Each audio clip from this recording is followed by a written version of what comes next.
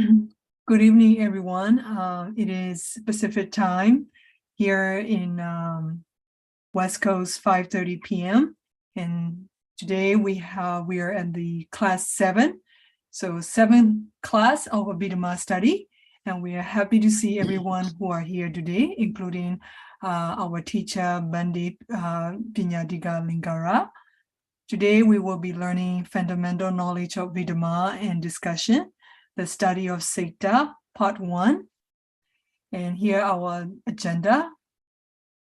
Our usual agenda, usually we start our class by reciting Namo Tassa 3 times. And then Bandi will teach us Pāḷi pronunciation method, followed by Abhidhamma Lecture. And then we will stop the live streaming.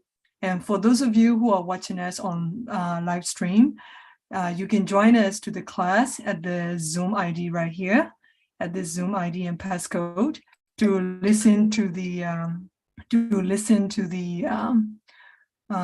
question and answer session. And we will also be closing our today's session by sharing merits and closing with Metta.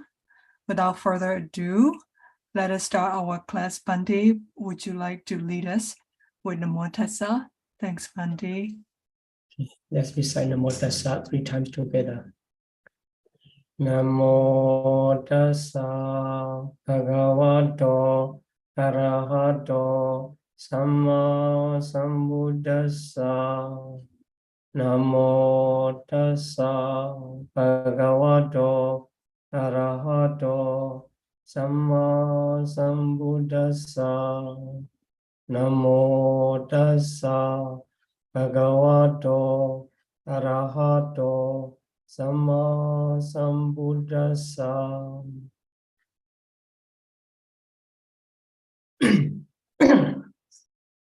Bhante, please teach us Pāḷi pronunciation, followed by Abhidhamma. Thanks, Bhante. Okay. Sadhu. Okay. We are learning Pāḷi pronunciation method as how to read the Pāḷi text and how to pronounce Pāļi text correctly. Actually, it is not that difficult. And only the case of the Kamma-vaca. So only in the case of Kamma-vaca, we need to pronounce correctly all the words in their proper location of arising place. So, for example, the ka, ka, ka, ka, nga, the first line, the 5 consonants, it is generated in the kanta. In Pāļi, it is called the kanta, or throat. So, in normal readings, normal Pāļi reading, it doesn't matter if we try to pronounce ka, following the voice we already heard, and usually is considered as correct. But for the ordination, like the ordination Kamma-vaca or like this is official recitation. They are very strict way we have to follow to make sure the ka is originated in the throat, started from the throat or like this. So the other types of Pāļi readings, if we can follow the system of Pāļi, normal Pāļi reading is okay. So now we are studying the Pāļi pronunciation of, we are practicing at the same time the Pāļi text pronunciation through the Dhammacakkappavattana Sutta.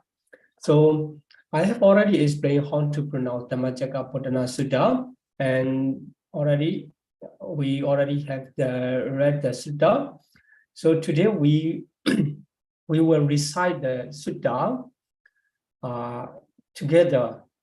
And if you have a question after recitation, and we can continue to teach about how about the method how to pronounce when they come in connection with the double consonant or triple consonants like this. The only thing we have to focus. Others, in other case, I think you already understand how to pronounce. So, okay, first of all, let's recite with the recollection of the Buddhas and Dhammas Pachu, the Dhammacakkappavattana Sutta. In Pāļi, only Pāļi, we will focus. Okay.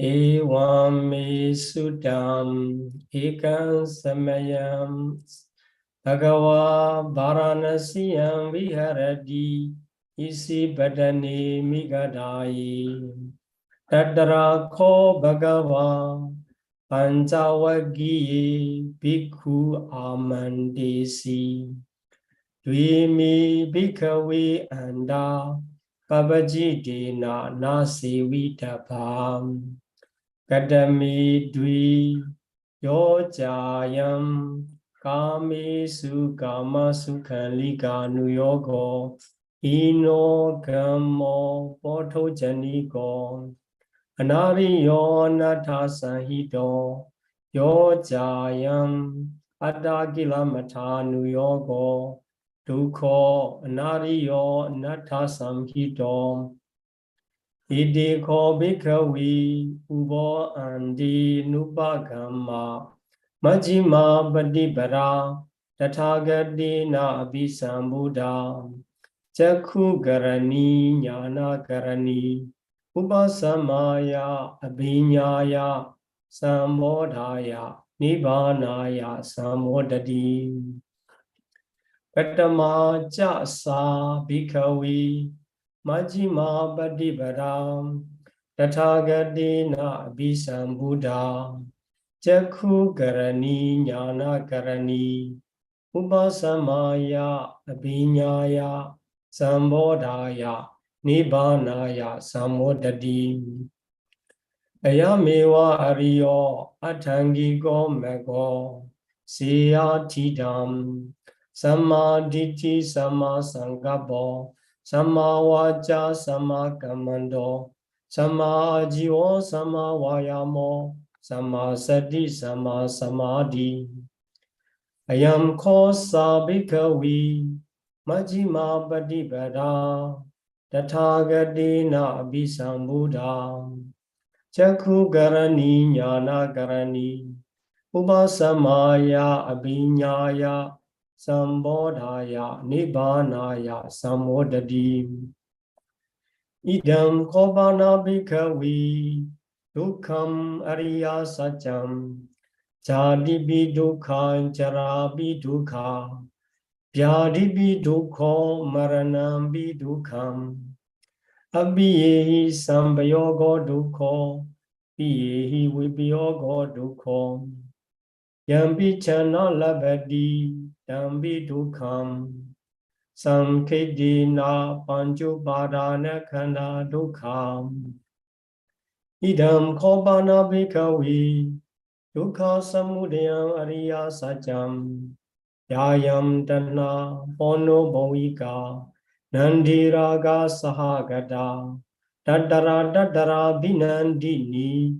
Siyatidam Kamadana bhavadana Vibhavadana Idam kobana bhikkhave Dukkha nirodham ariya saccam Yodasa yevadanaya Asisa viraga nirodho Jago padinisago Mudi analayo Idam kobana bhikkhave Dukkha nirodha gamini patipara ariya saccam Ayamewa ariyo atthangiko maggo siyatidam Sammaditthi samma sankappo samma vaca samma kammando samma ajivo samma vayamo samma sati samma samadhi Idam dukkam Ariya Sajjanti me bhikkhave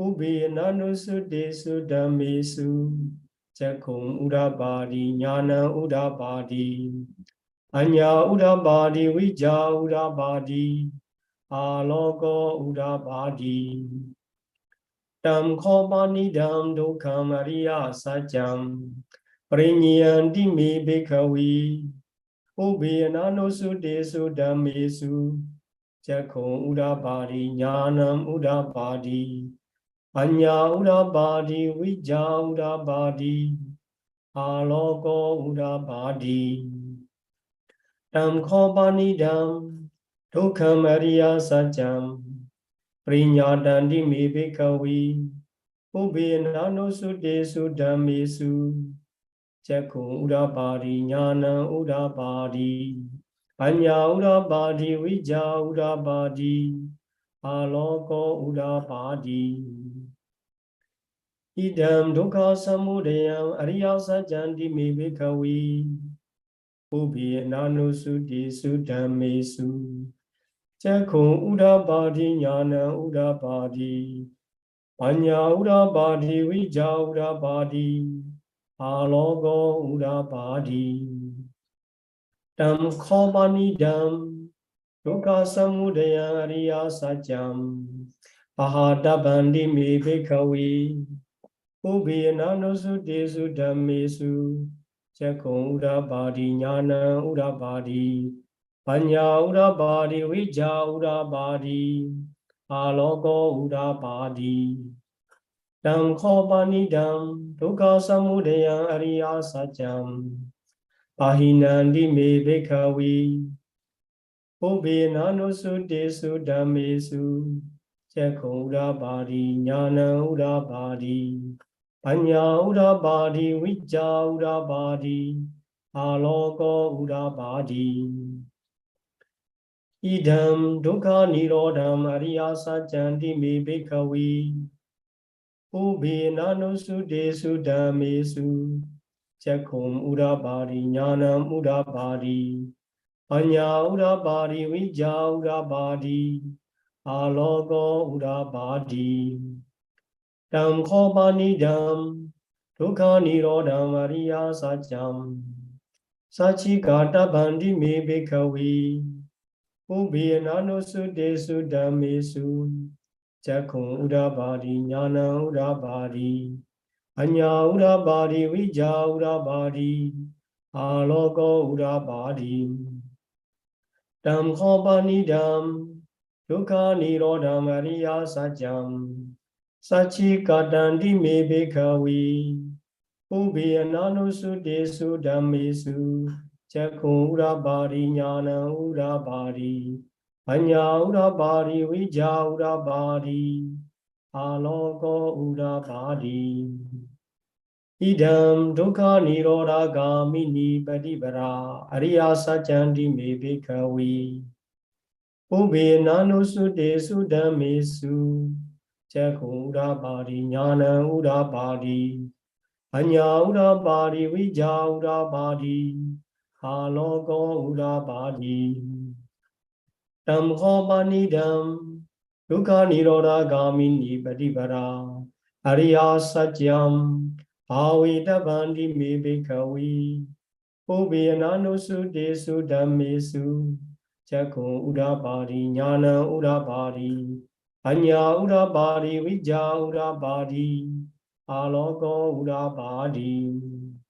Tam khopanidam Dukkha nirodha gamini Paṭivedha Ariya Sajjam Avidanti me bhikkhave Ubhinanusu desu dhammesu Cakkung udabadi Jnana udabadi Anya udabadi Vijja udabadi Aloko udabadi Yawa givancha me bhikkhave Imesu chatusu Ariya Sajjesu Evanti parivartan dvara sakaram Yatha buddha jnana dasanam Nasu visuddham ahosi Neva davaham bhikkhave Sa devaki loki Sa maraki sa brahmaki Sasamana Brahmaniya Bhajaya Sadhiva Manusaya Anudaram Sama Sambodhin Abhisambudodi Pajanyasin Yatoja Komi Bhikavi Imesu Jadusu Ariya Sajesu Evanti Parivatam Dharasakaram Yatha Buddham Yana Dasanam Suvisudha Ahosi Ataham Bhikavi Sadhivaki Loki Samaraki Sabramaki Sasamana Brahmaniya Bhajaya Sadhiva Manusaya Anudaran Sama Sambodhi Abhisambudodi Pajanya Sing Jnanam Chapanami Dasana Udapadi Agubami Vimudi Ayamandi Majadi Nati Dani Buna Bhavadi Ira Mawaja Bhagava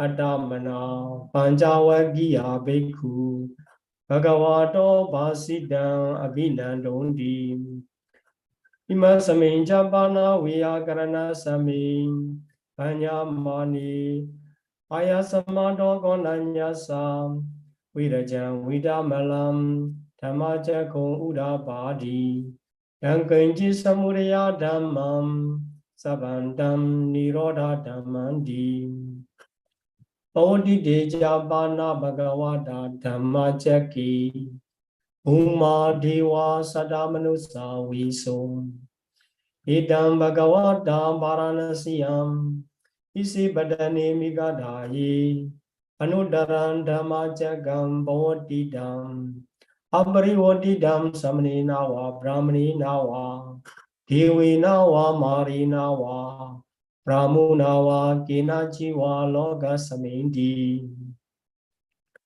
Bhumanam Devanam Sadan Sutawa Jadu Maharajiga Deva Sadamanusa Viso Idam Bhagavata Varanasiyam Isi Badani Migadayi Anudaran Dhammajagam Pavodidam Abharivodiyam Samani Nawa Brahmani Nawa Devi Nawa Mari Nawa Brahmu Nawa Kinajiva Loga Samindi Jadu Maharaji Ganan Devanam Sadan Sutawa Tawadin Sa Deva Yama Deva Tusida Deva Nimanaradi Deva Pranimita Vasavati Deva Brahma Gayika Deva Sadamanusa Viso Idam Bhagavata Varanasiyam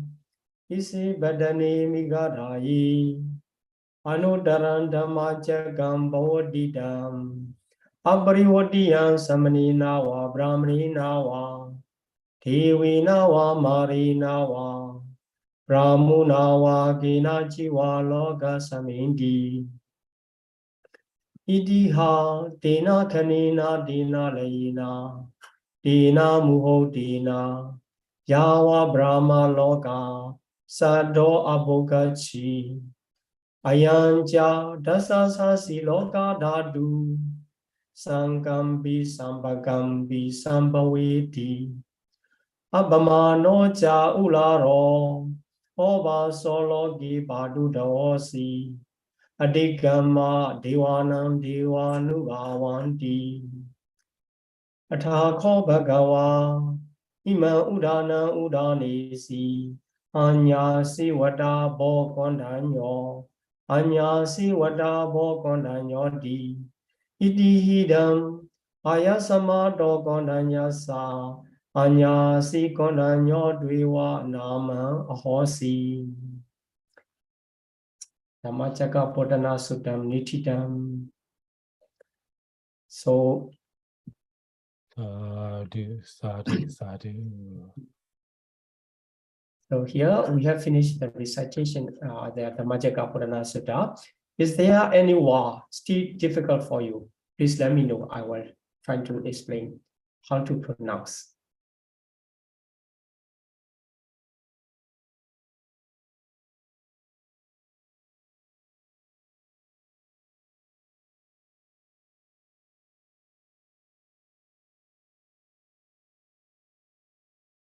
So anything to talk about the Dhammacakkappavattana Sutta, or anyone still difficult? Now you can ask. Yeah, I just allow everyone to be able to unmute and ask questions Yes. Monday. So yes, please feel free to unmute yourself and ask questions to Pandey.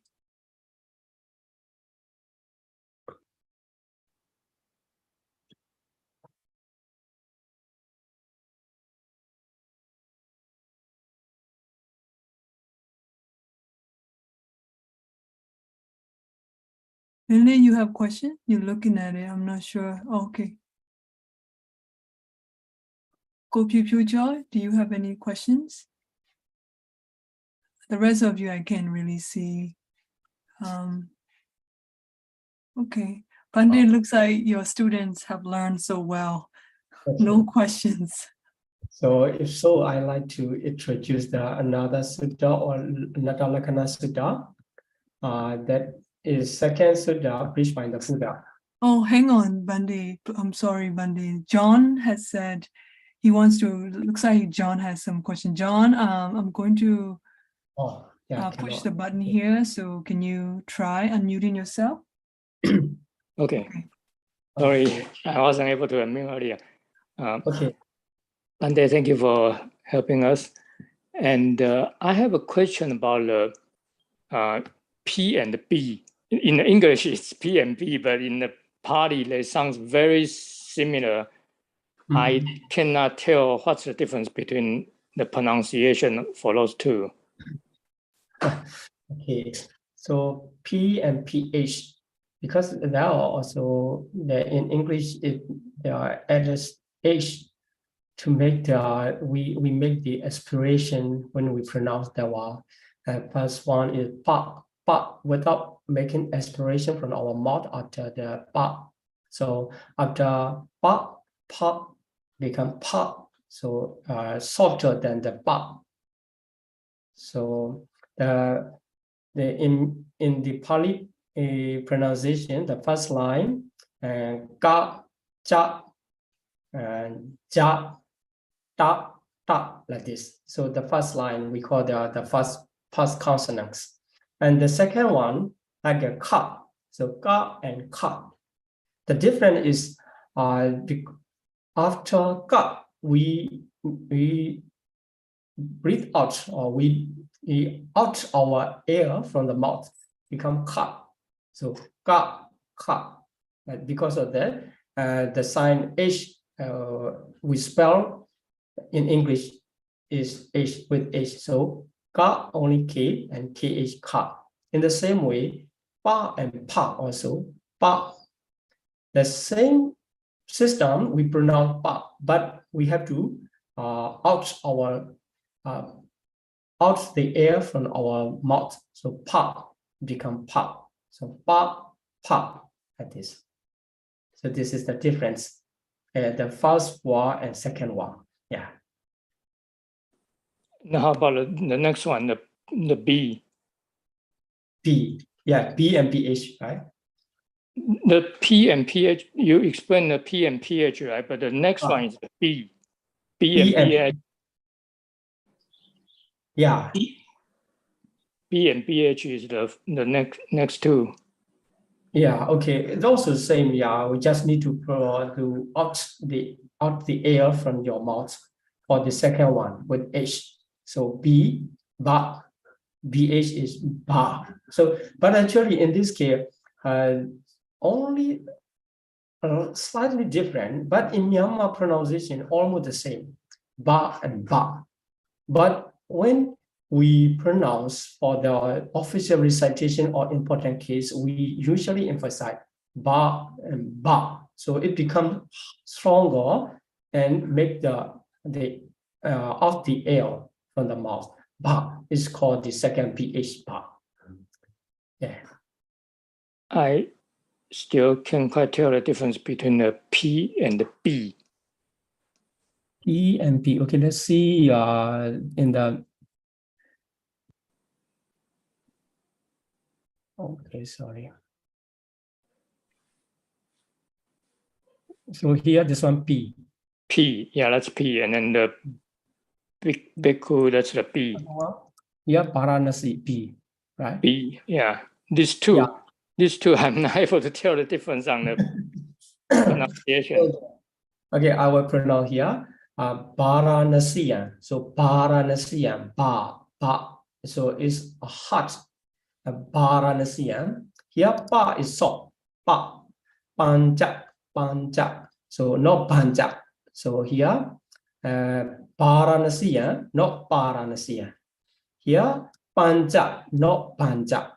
That's why the ba and ba different.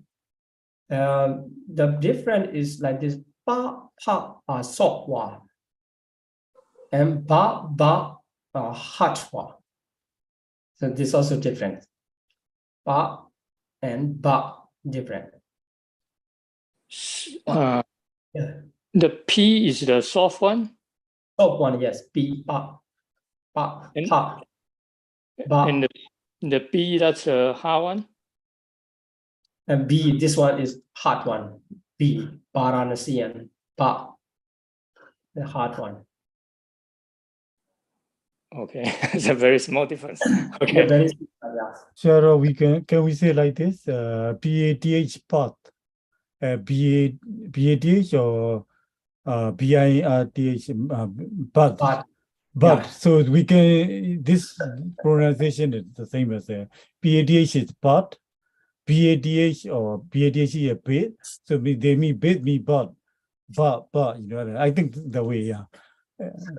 So can you find out this way? Yeah, PATH. they are P and B different, but they, when we listen, the sound is very similar. They feel. For the yes, if you become used to, you can identify. Otherwise, at the beginning, you know, the P and B are very similar. Thank you, Bande. Yeah. Okay, any other question?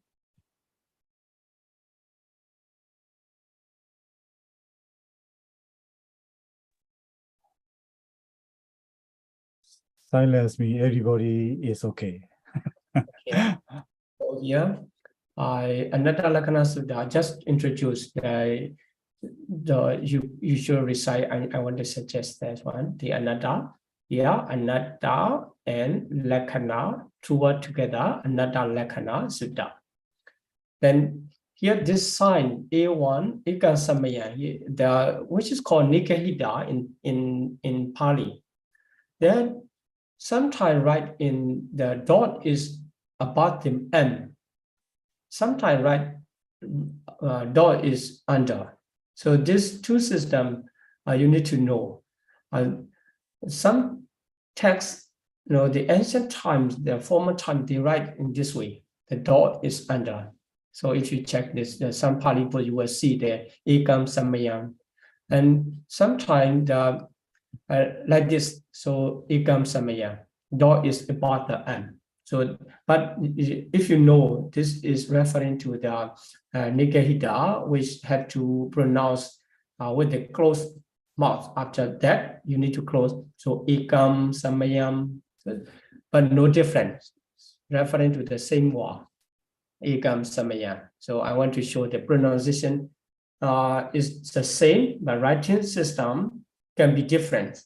But some following this system, and they write in this way, and then the others writing in another way. So yeah, after 5 days after the Dhammacakkappavattana Sutta, the Buddha preached the Anatta Lakkhana Sutta to the same audience of the Pañcavakkiya Bhikkhu. So this also a remarkable sutta, because after this sutta, the listening of this sutta, the Pañcavakkiya Bhikkhu, so they attain the enlightenment up to the highest level. So this is the statement. So Kina Jati Usitam Brahmacharyan Katam Karaniyan Naparan Itatayati Pajanati. This is the statement for the Arhata Magga, attainment of the Arhata Magga. So we can understand after listening of the Anatta Lakkhana Sutta, the Pañcavakkiya Bhikkhu the 5 group of ascetics, they attain the enlightenment up to the highest level. So Dhammacakka Bodhana Sutta and Anattalakkana Sutta together you can recite. Okay, so here only a few things. Let me introduce. Ikan Samayam Bhagawa Varanasiya Viharati Isipadane Migaraya same. Tatara ko Bhagawa Panchavagi Bhikkhu Amante Si Bhikkhawati. Padante Dikti Bhikkhu here, but done, da come to done, te, like this.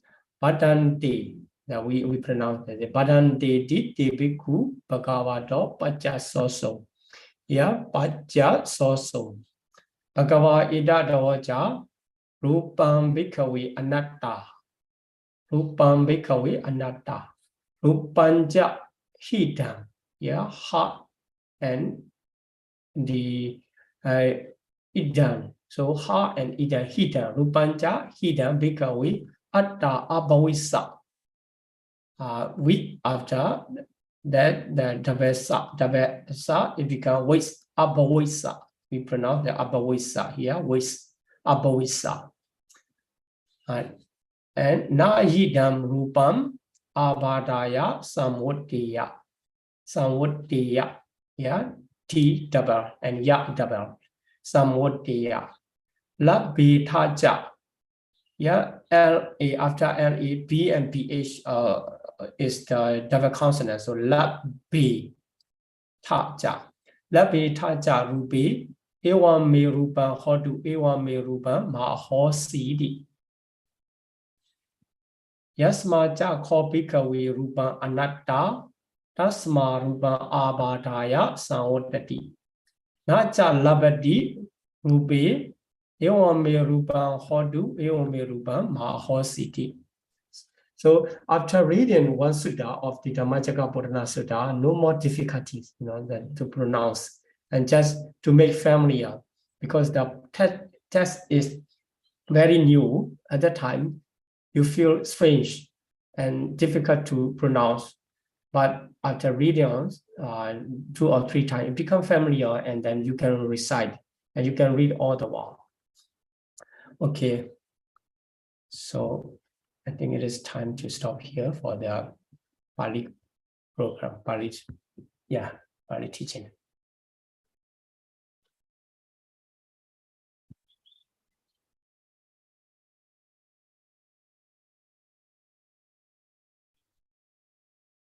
Thank you, Sayadaw, for the teaching the Pāļi pronunciation lesson.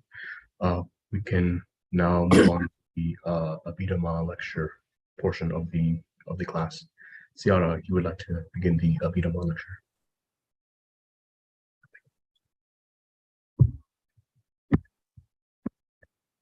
Okay, let's start our Abhidhamma study. So today we are going to study about the Citta. So we will discuss about the consciousness. So you have to remember that 4 ultimate reality before we continue to the Citta. So Citta is one of the ultimate reality. Let's review the what are the 4 ultimate realities. So the first one is Citta, consciousness, translated as consciousness. And second one, mental fetters or mental states, Cittasika. The Citta, consciousness, and Cittasika, mental fetters, they arise together. We already explained in the first lesson. The consciousness and mental fetters, they arise together. We regarded them as a mental group. So mental group arise one group and another group. In this way, it becomes process. And the others are materialities and nibbana. So Citta, Cittasika, Rupa, Nibbana. You have to keep all the ultimate reality in your mind through the study of Abhidhamma. Because we will repeat many times about them, and also we will analyze of the Citta, consciousness, mental fetters, materiality, and we will study about the Nibbana. So today, about the Citta, which is translated as consciousness. Here's before we study from the Abhidhamma point of view. First of all, I would like to introduce about the one teaching of the Dhammapada, which is considered as the Sutta. That is the nature of the consciousness, Citta. So in different sutta, the Buddha expressed the nature of consciousness. Many different explanations come in the sutta teaching. But here, I only bring two. One is Anguttara Nikaya teaching. Here, the Buddha stated that I do not see even one other things. What means in which case the change so quickly. So mind changed so quickly. Even the Buddha cannot see the other thing that quickly changed like mind, as mind. It means what the Buddha say, I don't see, mean we can make the conclusion. There's no other things. There's no other things because the Buddha already have the power to understand the true nature. If something really exists or really happen, the Buddha can see or the Buddha can understand. But now, even for the Buddha himself cannot find. It means there's nothing. So the mind, the consciousness quickly change or quickly run. It means the change does not mean they are one to another, changing to one to another. It means the first one arise. The first group of mentalities led by the consciousness Citta arise. After that, at the dissolution of that group, that mentality group, is another one arise. After that, another one arise. In this way, in the process, one group of mentality arise. We consider that the three phases of the beginning phase, static phase, and the dissolution phase. Although we consider with the three phases, the speed or the moment is very short. The speed is too fast. How fast means faster than, now we say the light is very fast. The speed of the light is very fast, but the mind is faster than that. So the Buddha said, I do not see even one other things to compare in the speed. So this is one nature of the consciousness of mind. That's why even one blink times, the 100,000 millions of the mind movement can pass. So how fast? And even we cannot compare the other things. The Buddha said that even the similes or the example is not easy to give. So whatever you understand, this is fast, and you have to make your understanding mind is faster than that. Okay, so let's move to the another discourses expressed in the Dhammapada. Is in Durangama Ikacharan Asariran Guha Sayam. Yechitan Sayamesandi Mokhandi Mara Bandana. This is the verses preached by the Buddha and recorded in the Dhammapada. This translation, the mind wanders, go around, far, move about alone. So we will see one after another here. Wander far, go far, Durangama. The mind can go far if we directly translate. But actually, mind when arises there cannot go to the other place. When it arises in our body, based upon our body, it disappears there. Mind does not go. Actually, mind take the object. The explanation comes that for the proper understanding about the wander far, go far. Actually, mind take the object far from us, far from it arise. So it is considered as my mind is going to somewhere. So if you think about the Myanmar, so my mind go to Myanmar, my mind go home like this. If you are in the office, my mind go home, or like this. I'm thinking that actually the mind does not go. Mind just take the object far away. It is called, because the Sutta explanation come in the different means, different methods. So people can understand in their common language, oh, my mind go somewhere like this. That's why the Buddha used go far or wander fast and go to some place. So go to Washington, D.C. or go to Taiwan or somewhere. Now, easily, if we consider something located in other place, it seems our mind go there, but actually our mind is where it arises. And here, mostly based upon the Hariyawatu. And then it arises and it takes the object far from here, far from that place. That's why that is the nature of mind. Another nature is ekacharan, moves about alone. Here, ekacharan is explained, wandering alone or move about alone. It refers to the, it can arise one time. So in the process, we think our mind is arising very fast, but in one thought moment, only one type of particular consciousness arises. So two thought moments cannot arise at the same time. So one thought moment or one mental group leaded by the consciousness arises. After dissolution of that mental group, another mental group has the opportunity to arise. So it is considered as the order of the volume. The one go and after that another one come.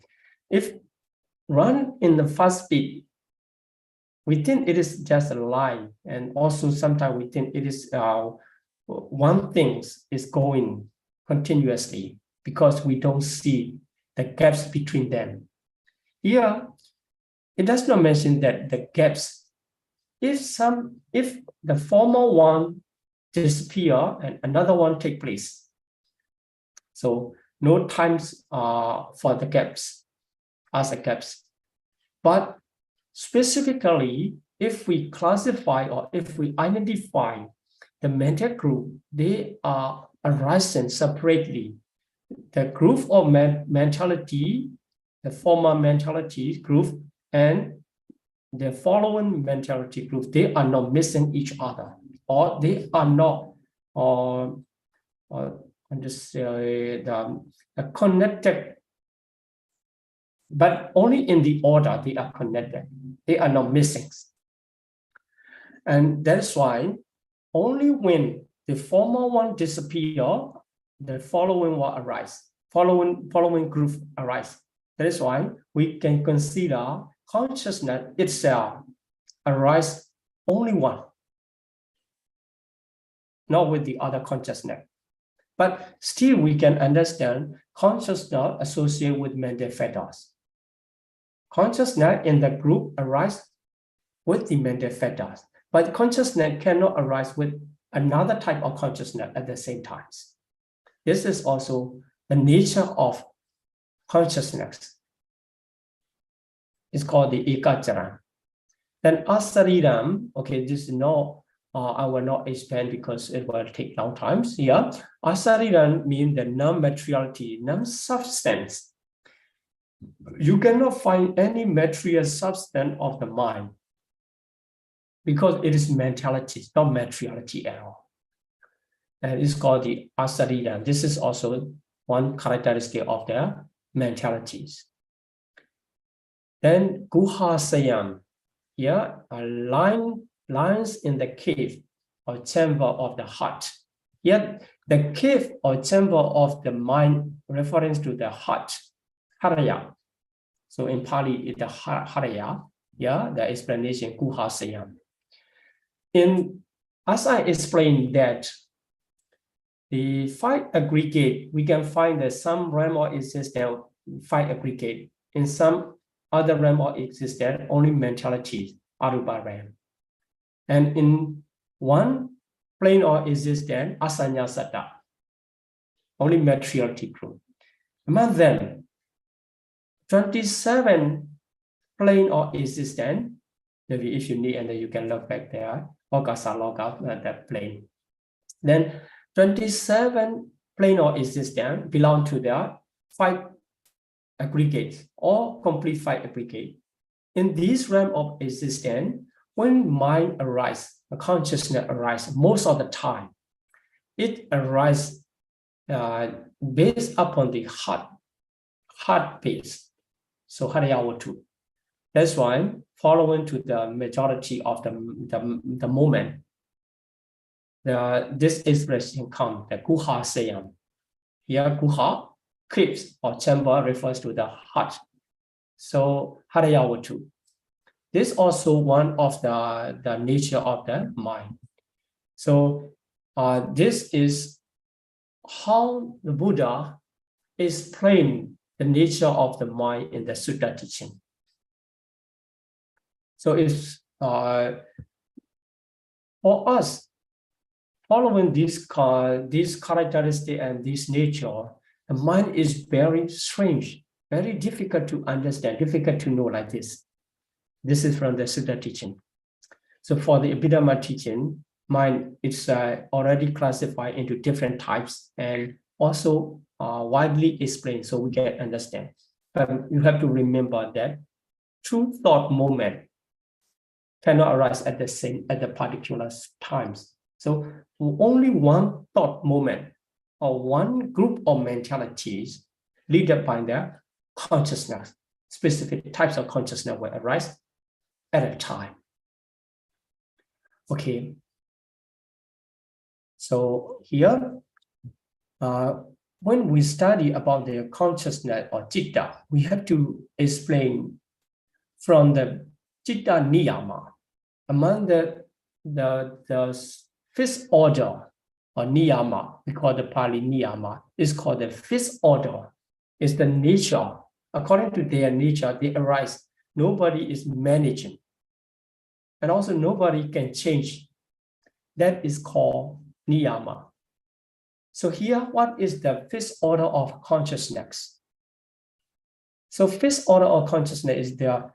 When the consciousness arises, it arises cognizing an object. So consciousness never arises without cognizing any object. It means my consciousness arises, but I don't know anything or I don't recognize. But actually,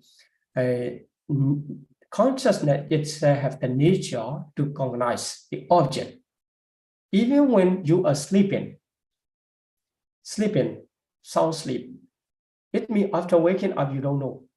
But during the sleeping time, your consciousness takes the specific objects. So we will explain later what types of object can be your sleeping mind's object. So at the beginning, we have to notice that whenever consciousness arises, it arises cognizing an object, aware to the object. Sometimes, like us sleeping or between the two processes, the Bhavanga Citta, they are considered as the passive form, not active at this. So it seems not knowing, but actually in its nature, it knows the object, specific object. Because consciousness cannot arise without any object. So if there is object, the consciousness can arise. If there is no object at all, the consciousness cannot arise. And when the consciousness arises, it uses 6 doors. So here, 5 sense doors: eye, ear, nose, tongue, body. And for the last, mind door.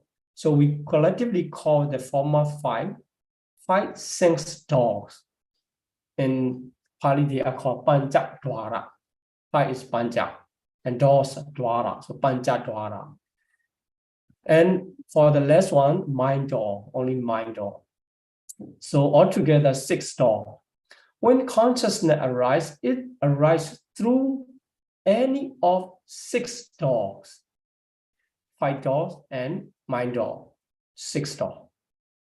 So to nature you have to know. Without object, consciousness cannot arise. And when consciousness arises, it comes to arise through 6 doors, any of 6 doors. And also another things, when consciousness arises, they cannot occur random or in isolation. So it arises as faced in the series or discrete concrete events. It means the process in the process, very systematic process. So in the regular or uniform orders.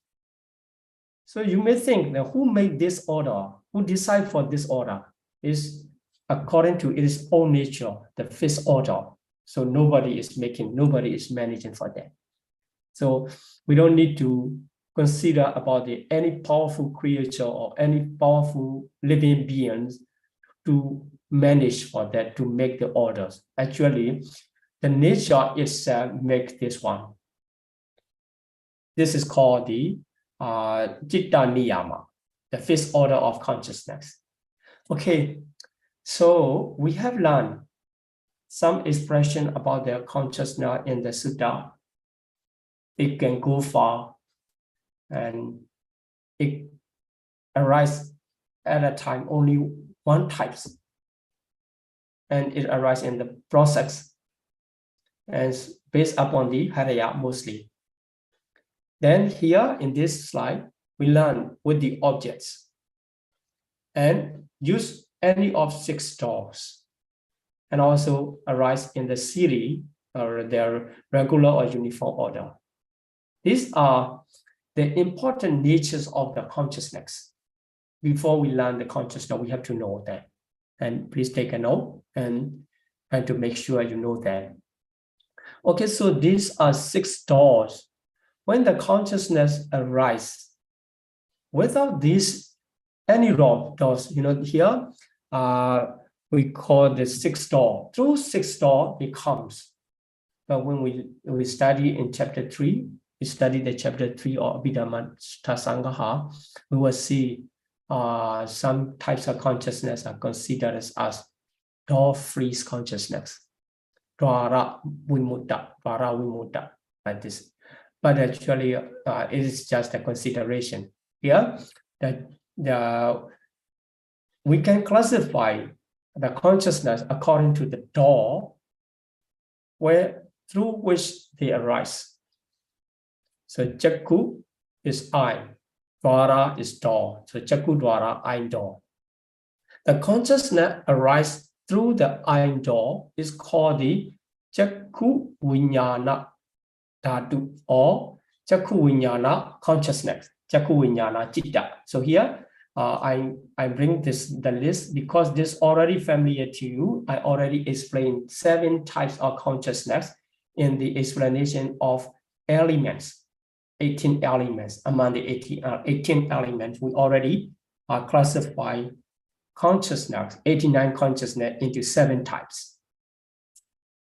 So how we recognize them, by the name. So here, according to the elements, is called the Chakku Viññāna Dhatu. So eye consciousness elements. But if we classify only by the name of the consciousness, Chakku Viññāna Citta, you can say the Chakku Viññāna Citta, there are two types. And if the consciousness arises through the ear door, Sota is ear and Dvara is door. So through the ear door is called the Sota Viññāna Citta, or in the element it is called the Sota Viññāna Dhatu. In the same way, Ghana is nose and Dvara is door, Ghana Dvara, nose door. The consciousness arises through the nose door is called Ghana Viññāna Citta, two types. And Jinva Viññāna, Jinva is the word Jinva referring to tongue. So tongue doors, tongue door, through the tongue door, the consciousness arises, it is regarded as Jinva Viññāna Dhatu, Jinva Viññāna consciousness, two types. And through the body, Kaya is body. So the consciousness arises through the body door. So this is called the Kaya Viññāna Citta, or Kaya Viññāna here in the Dhatu, Kaya Viññāna Dhatu. Altogether, the 5 groups, 10 types are already mentioned by their specific names. The remaining 79, because we already counted 10s. So 89 consciousness, remaining 79. So divided into 2, already explained about the Mano Dhatu and Mano Viññāna Dhatu in the Dhatu classification. So here you can classify consciousness into 7 types, Satta, Viññāna, Dhatu, 7 types. Because they perform the different function. Here you see the function. So 2 eye consciousness, they perform the function of seeing. With the eye consciousness, you can see, but you cannot hear with the eye consciousness. Now, for the ear consciousness, Sota Viññāna Citta, they perform the function of hearing. It means that when you hear, you understand that is the function of the ear consciousness. Without the ear consciousness, we cannot hear. And nose consciousness perform the function of smelling. Tongue consciousness perform the function of tasting. Body consciousness perform the function of touching. So you aware of touching, mean through the body consciousness, you know. Also, we already explained the function, as the object. So what you see is visible form. So you need to check in the table what we have explained. So what you see is visible form. What you hear is sound. What you get smell is smell and taste. And touching is sensitivity. And tangible object. It know through the body consciousness. The others we already talk about the mental objects. Only know by the mind consciousness. In this way, so you have to know the types of the consciousness and the use of the dvara and their function, what they perform when they arise, their function and their objects.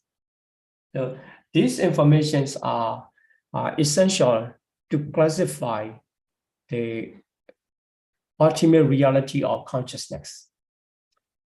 Okay, so the 7 types or the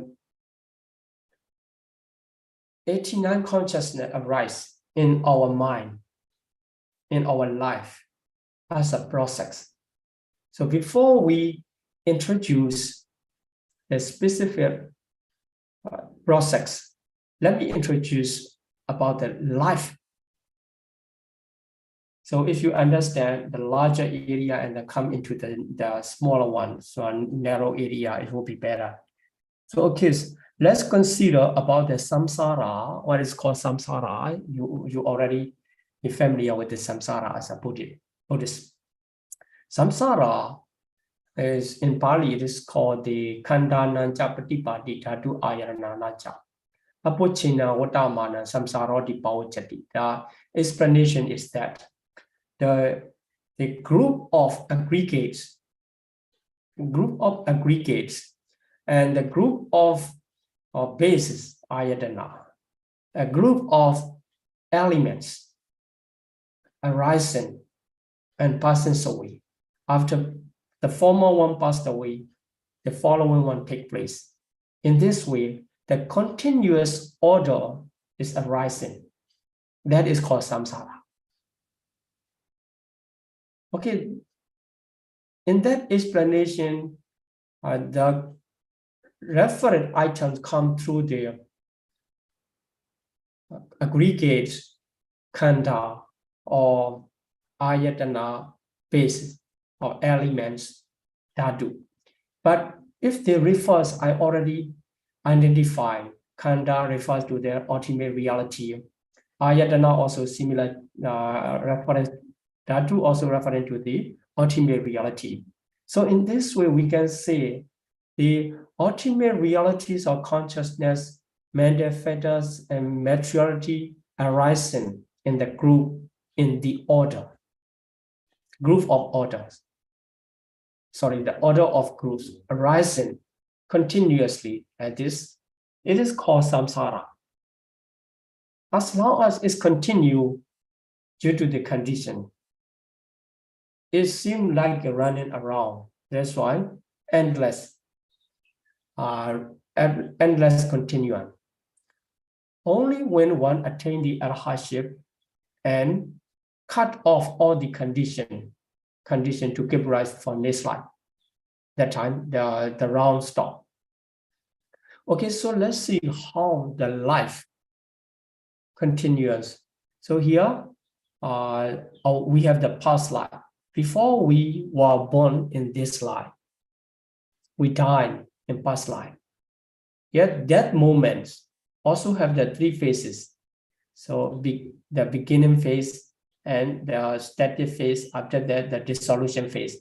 Then this group of mentalities, which is called the death moment in the past life, finished. It gone. After dissolution moment of the death in the past life, rebirth moment start, rebirth moment of this life, which is called Paṭisandhi, and rebirth linking consciousness. It starts from the rebirth linking consciousness, which is called Paṭisandhi in Pāļi, the very beginning of this life. And up to the moment of death, the last moment of this life is called the present life. Now we are living present life. It started from the rebirth moment of our life. It will end in the death moment. Until the death moment arises. And then we live. So this is life between rebirth and death moment. After death moment, what will happen? So if we cannot attain the arhatship in this life, the conditions still continue. Due to the condition, next life will continue, future life. So future life also the same as this life. It will start with the rebirth linking. After that, it will continue and will end in that moment. So if we consider about the past life also started with the rebirth and end in the death. In this way, you can see the continuum of the life. Past life, present life, as long as we have condition, the future life will come. And we will continue in the round of rebirth. Rebirth, then live after that, death come, then new rebirth come, and continue to until the death moment. In this way, the same. Beings in the awful state, beings in the sense-pure plane of existence, including human beings, Deva, and beings in the Brahma realms, all beings repeating the same item of the life, started from the rebirth and end in death. Even the long life Brahma, it started the rebirth and then will end in death. Even the short lifespan, the animal with short lifespan also started their life, started rebirth and end in death. Okay, between rebirth linking, the first moment, and death, the last moment, what happened? Let's see. Just after rebirth linking, some specific moment of Bhavanga. So here, Bhavanga is life continuums. Then rebirth, death, and Bhavanga, they are the same types of consciousness in the same life. For example, we were born in this life, the specific kinds of consciousness is called the resultant consciousness. Then it recurs at the moment of death. I mean, the last moment, the same types reoccurs again to perform the function of death. Then between them, it repeats as a function of Bhavanga. The Bhavanga is Bhava and Anga. Bhava is life. Anga is birth. As a part of the life, it repeats. So that's why these three types of rebirth linking, death, and Bhavanga are the same types in one life. So we were born this type of consciousness. During the life, it occurs as a Bhavanga, and we will die with the same consciousness. Then, what follows? Sometimes, if we have the ayonisomanesikara, it means unwise attention or improper attention. At that time, unwholesome consciousness arises in our process. One time, or maybe several times, or many times continue. This is called the unwholesome consciousness, akusala. So akusala also arises in our mind, mental process. Sometimes if we have the proper attitude or wise reflection, which is called yonisomanesikara, then at the time the wholesome consciousness arises. So now we can understand during the lifetime, the Bhavanga, this is the resultant types arise, and also unwholesome types arise. Wholesome type kusala also arrives. And sometimes to perform the other function, the vipaka or kiriya, for example, seeing consciousness, is just the resultants, not wholesome, not unwholesome, the seeing consciousness. It is called the vipaka. The vipaka resultant consciousness arises. And in the process, specific process, we will introduce them. Specific process to perform some action, some function of the mentalities, the kriya consciousness, the functional consciousness also arises. So now we can identify akusala, kusala, vipaka or kiriya, they collectively call the abhyagata function. So not out of the wholesome and unwholesome classification, they are called abhyagata, vipaka, and kiriya. So if we classify into four, akusala, kusala, vipaka, and kiriya, So unwholesome, wholesome, resultant, and functional. In this way, the consciousness arises in our mental process until the death moment comes. So in this process, we will explain with more information about that there. For the Arahat, no more unwholesome consciousness, no more wholesome consciousness. Instead of them, the functional consciousness take place. And for the others, ordinary person or their trainees, their wholesome or unwholesome, arise due to their condition. Okay, so this is how the consciousness arises through of the life process. So the continuation of the life, which is called samsara. So we have to consider the samsara is the continuum of the life. And the life is continuum of the mental process and material process. So here we explain about the process of mentalities. And you see this one, that after Paṭivedha movement, 3 phases already finished, and that the last moment is called the dissolution moment. Until the dissolution moment finished, the other type cannot arise. So just after the dissolution moment, another bhavanga arises. So another bhavanga arises. After that, according to the nature, akusala movement arises. In this way, we understand how they arise one after another, or how they arise only one types at the specific moment. They cannot arise the two types together at the same time. Okay, so this is about the samsara and the mind movements introduction. Okay, so let's talk about the loka. So while we already talked about the okasa loka, a plane of existence, 31 planes of existence. And here, loka, the world reference to the 5 aggregate of clinging, uparana khanda. There, uparana khanda also already identified with the mundane consciousness. You can check it back. The mundane consciousness and associated mental fetters, materialities.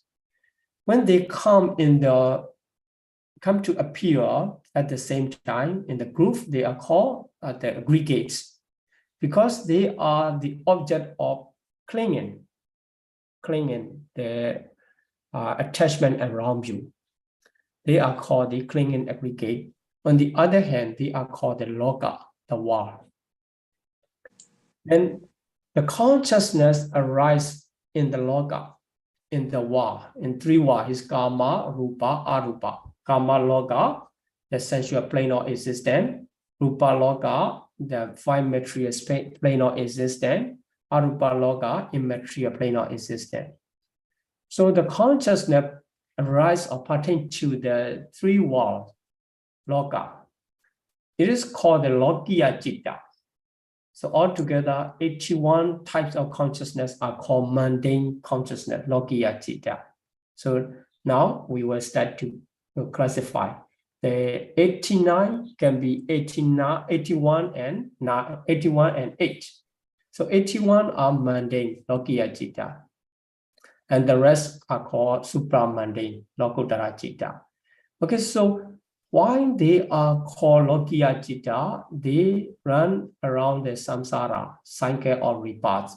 So generating the aggregates, and sometimes the result of their karma. And among the 31 plane of existence, the cycle of rebirth and death, which is considered as the full of suffering, samsara. And with the lokiya citta, one can run around the loka, the wall, 3 wall, any of the 3 wall, the kama loka, rupa loka, arupa loka. Then, okay, so another ultimate reality is nibbana, the cessation of suffering, or ultimate peace. So it is out of the 31 plane of existence. It is out of the wall, out of the loka, the liberation from the suffering. And here we already explained lokiya citta, another type, lokuttara citta. The remaining 8, magga citta 4, phala citta 4. These 8 consciousness, that's pertain to the process of transcending the wall, not inside the wall, transcending, uttara. So the wall is loka, transcending is uttara. That consciousness pertaining to the process of transcending the world, called the Lokuttara. On the other hand, they are called the supramundane consciousness, translated as supramundane consciousness 8. So these types of Lokuttara consciousness lead to liberation because they take Nibbana as their object. Leads to liberation. Liberation from samsara, out of the samsara Nibbana. And it leads to attainment of Nibbana because when they arise, the 8 Lokuttara Citta, when they arise, they take Nibbana as their object. So this is how we can classify the 89 consciousness according to the Lokiya, mundane, and supramundane. So supramundane, only 8. Okay, so for more classification, these 4 types of consciousness are classified according to the plane of existence. You have to remember planes, but we have classified the sensual spheres, sensual plane of existence, Kama Loka, and 5 material sphere of existence is called the Rupa Loka, and immaterial plane of existence are called Arupa Loka. So according to the plane of existence, 3 classes are identified. The last one, just now I have explained that the transcendent, so Lokuttara, Loka is world, and Uttara beyond or transcendent to. And the last type is called Lokuttara Citta. So the consciousness, 54 consciousness, they usually occurs in the sensual plane of existence. That's why considered as their place or their domain is sensual plane of existence. So 11 sensual plane of existence, it usually occurs. That is why the 54 consciousness are regarded as Kama Vachara Citta. So later we will classify, we will analyze what are the 54. But now you have to keep the information. You have to try to understand why we classify or why we identify the 54 consciousness as the Kama Vachara Citta, sense sphere consciousness. Because they arise mostly in the sensual planes of existence. So sensual planes of existence is regarded as their domain. This is the reason why we can call Kama Vachara Citta or sensual sphere consciousness. And another here, Kama and Vachara are explained. Yeah, Kama, subjective sensuality, and the objective sensuousness, two meaning. If we call the Kama referring to craving, this is subjective side. It can cling, it can attach to. That's why it has the subjective nature, Kama. And on the other hand, if we refers to the 5 external sense object, form, visible form, sound, smell, taste, and tangible object. And these are objective sensuals. They cannot be subjective side, and then they can be only be as an object. So Kama and Avachara. And Avachara is moving about or frequently arise. So particular locality of that types of consciousness. That is why Kama Vachara. So usually arise regarding the 5 sensual objects, or which is under the domain of their craving, sensual craving. This is called the Kama Vachara. So altogether 54 types. In the same way, we can apply some consciousness mostly arise in the 5 material sphere plane of existence. So altogether, 16 5 material sphere consciousness plane of existence. The consciousness mostly arise altogether 15 consciousness. They are regarded as rupa vachara because they are rupa vachara because the 5 material plane of existence, rupa loka is their domain. So this is called the rupa vachara citta 15. And arupa vachara citta, same. The mostly occurs in the immaterial plane of existence, arupa loka. That is why they are regarded as arupa vachara citta. Here we say the mostly arise. Why we say the mostly arise means sometimes the kama vachara citta, for example, unwholesome consciousness, that arise in the rupa vachara realm and arupa vachara realm too. Sometimes, only sometimes. So when the Brahma have the doubt, vichikicha. So the vichikicha is doubt.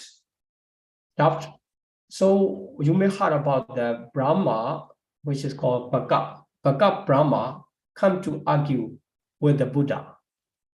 That means does not understand the true nature, still have the doubt. At that time, the unwholesome consciousness, it is in the group of kama vachara, but arise in the rupa vachara being's mind and rupa vachara realm of existence. Also, sometimes the Brahma, they develop the wholesome consciousness to seeing the Buddha and listening the Dhamma. The wholesome consciousness arise. It is sensual wholesome consciousness, but arise in the rupa vachara realm, 5 material sphere, because the being is Brahma. But that types of occurrence is rare, of only a few cases compared to the arising of the sensual plane of existence. So another case, if the human yogi practice their meditation and attain their rupa vachara jhana, first jhana, second jhana, etc., the 5 material sphere jhana, that types of consciousness is called the rupa vachara citta, among the rupa vachara citta. But it occurs in the sense sphere realms because the human being is called the sensual sphere beings, the being or sensual plane of existence. Then that times or that occurrence is only a few cases compared to the rupa vachara citta arise in the rupa vachara realm in the Brahma's mind. So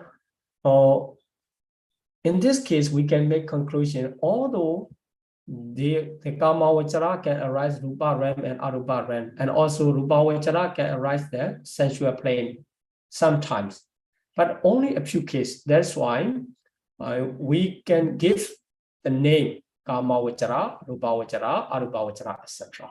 according to the plane of existence. They occur mostly or they occur frequently.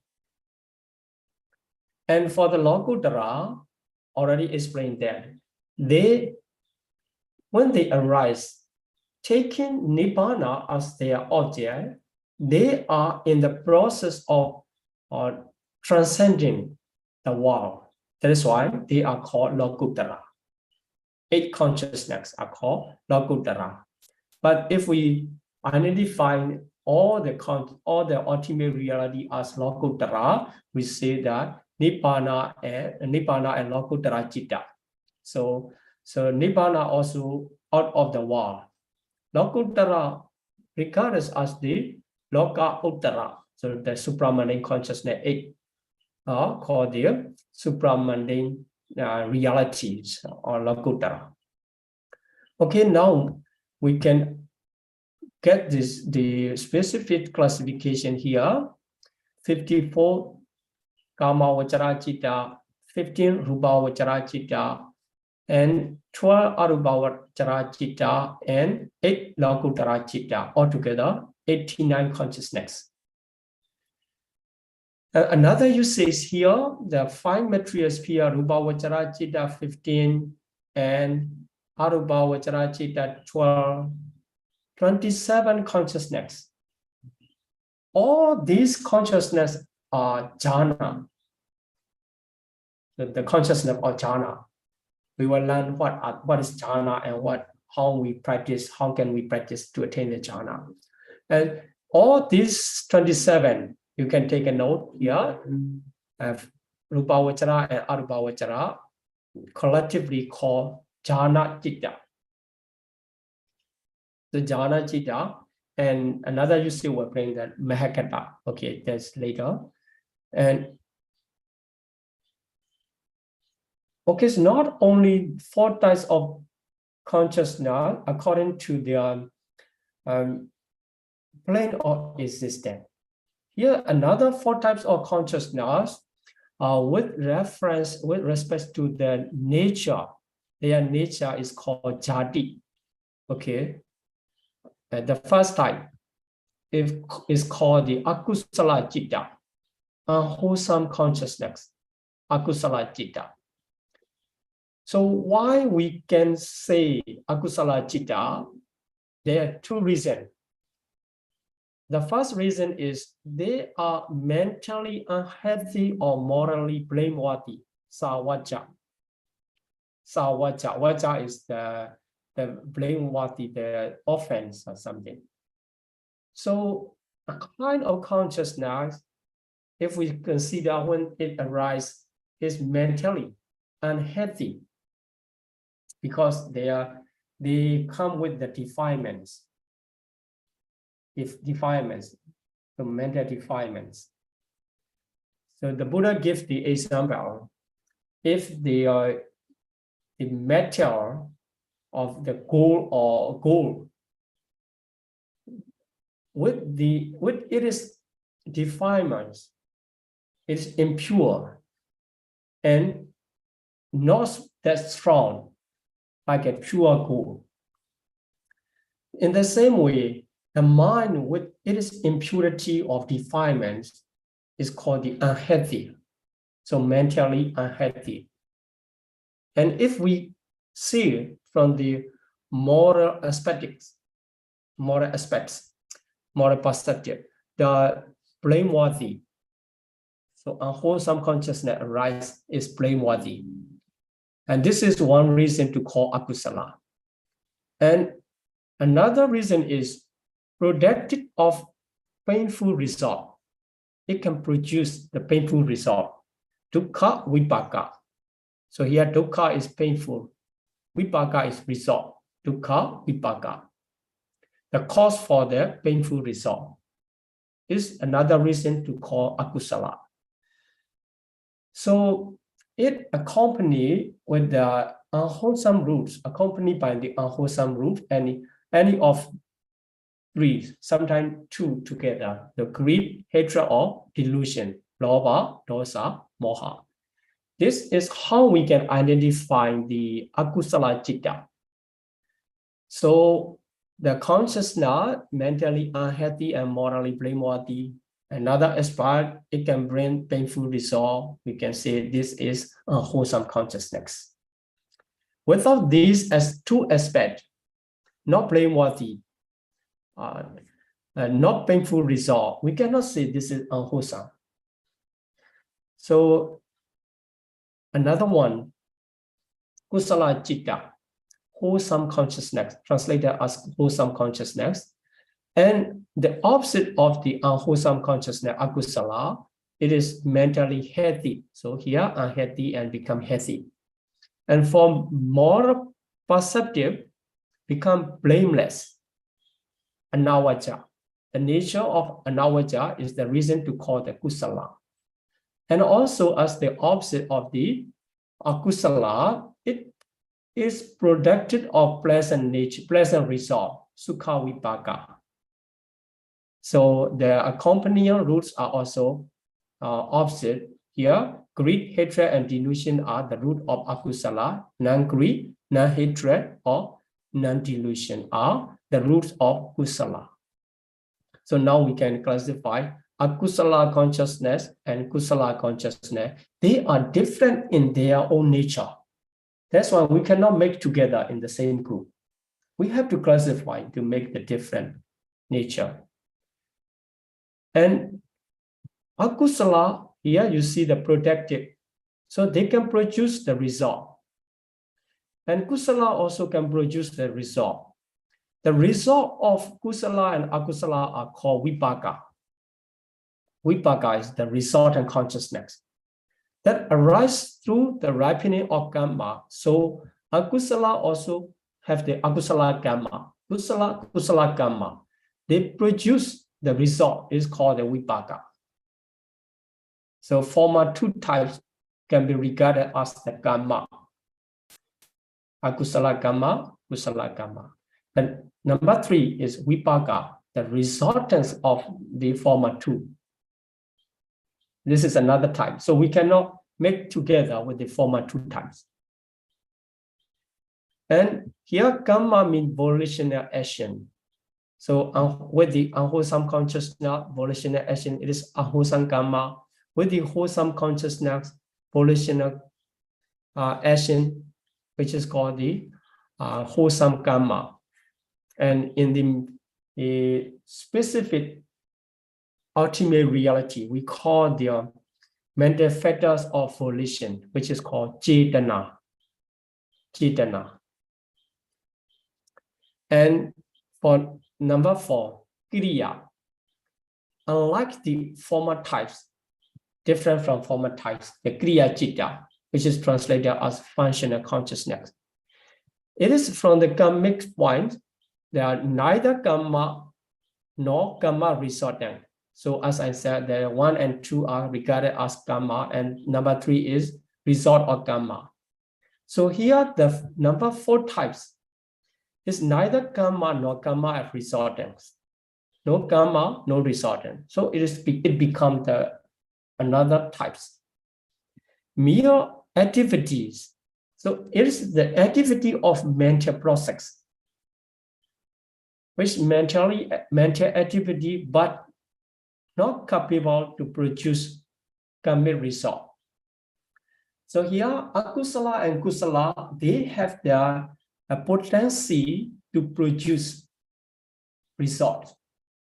So not same as the number 4.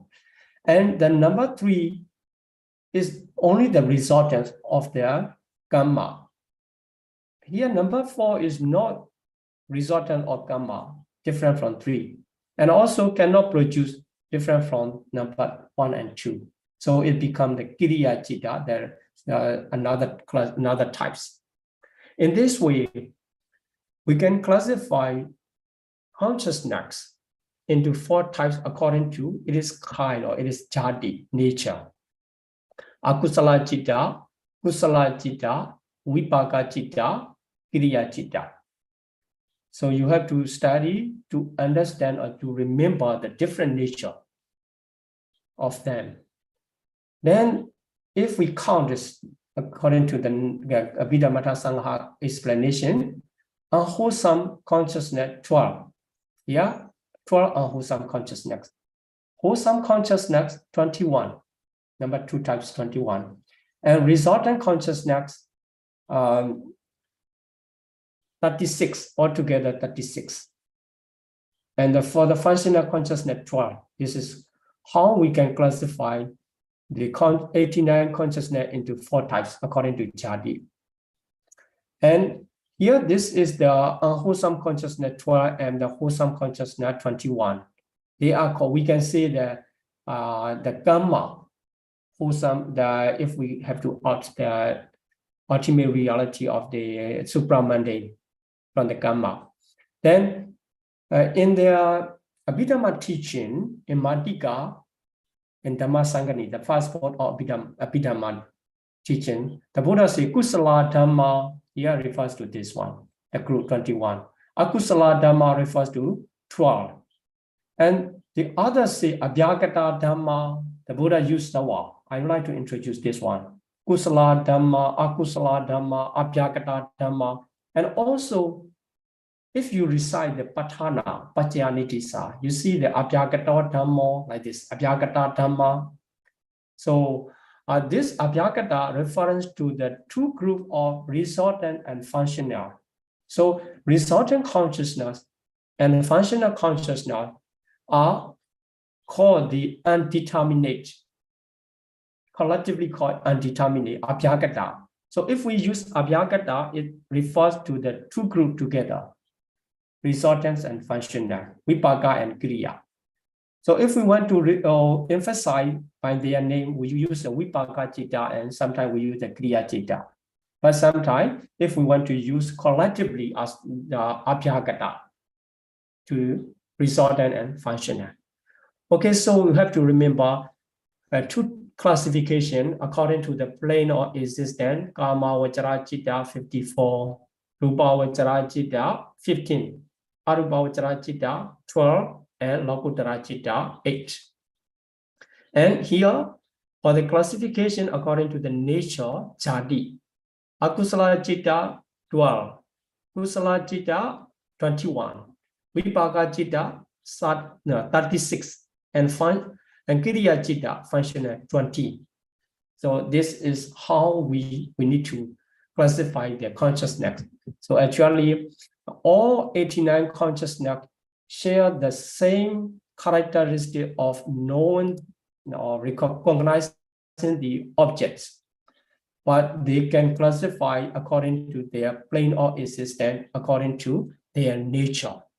Okay, this is the first part of the consciousness study. Okay, and let me stop here, explanation, and let's continue to the Q&A session. Sadhu, sadhu, sadhu. Thank you very much, Citta, for the Abhidhamma lecture on the beginning part of the Citta. We can now move on to the question and answer session, like Citta mentioned.